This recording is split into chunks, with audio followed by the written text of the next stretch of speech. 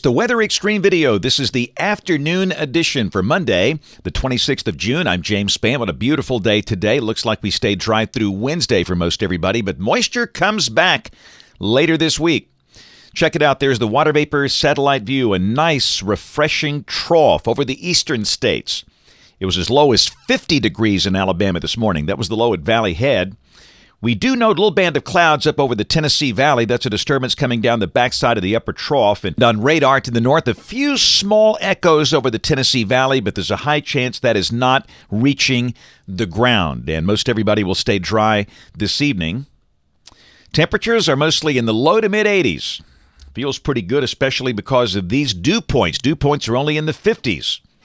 We'll take that any day in late June. That's marvelous. Dew points can be up in the low and mid-70s this time of the year. And around the nation, again, temperatures are quite refreshing. Around the Great Lakes, they saw some 30s this morning over parts of North Dakota and Minnesota. Wow. But this is summer, and we all know that won't last long. Around the nation, a very quiet day today. A few issues out west with red flag and excessive heat warnings, but the desert's not as hot as recent days. Their heat levels are slowly backing down. Severe weather possibilities, couple of marginal risks well to the west, one small marginal risk around Jacksonville, Florida. Tomorrow, a slight risk of severe weather for parts of the high plains, and on day 3, Wednesday, a risk of severe weather from Kansas up into the western Great Lakes. Let's look at the rain. This is for the next 7 days, valid through Monday morning of next week. Rain amounts about 1 inch. And understand the moisture comes back. Will bring back the chance of scattered showers and storms beginning Thursday. And basically every day through at least early next week, some risk of at least scattered afternoon and evening storms, very typical of summertime. And the tropics are nice and quiet across the Atlantic Basin. No tropical storm mischief this week. Check it out. This is the GFS, the 12Z run, valid tomorrow afternoon at 1 o'clock local time at 500 millibars. And look at that nice, cool trough over the east. Now, early in the morning, this is the high-res NAM, valid at 6 o'clock. And you can see evidence of maybe a few light showers up across the Tennessee Valley. And we'll mention a small chance of a shower for Huntsville and Florence and Scottsboro. But most everybody there stays dry because the air is so dry. A lot of that will not reach the ground. This is midday tomorrow. Again, a nice day. Sky mostly sunny, and the high, much like today, will likely be in the mid to upper 80s, and the dew points stay fairly low.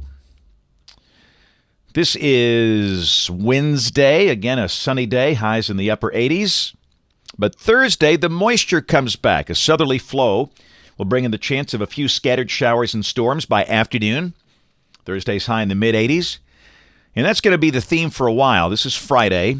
A pool of moisture, and understand that doesn't necessarily mean a rainy day, and it doesn't mean it's going to rain everywhere. Storms will be random and scattered. The better chance about 2 until 9 p.m. A mix of sun and clouds, highs in the middle 80s. That's the deal for Saturday, and that's the deal for Sunday. Again, some sun, scattered showers and storms, highs mostly mid, maybe upper 80s. Go to Monday of next week.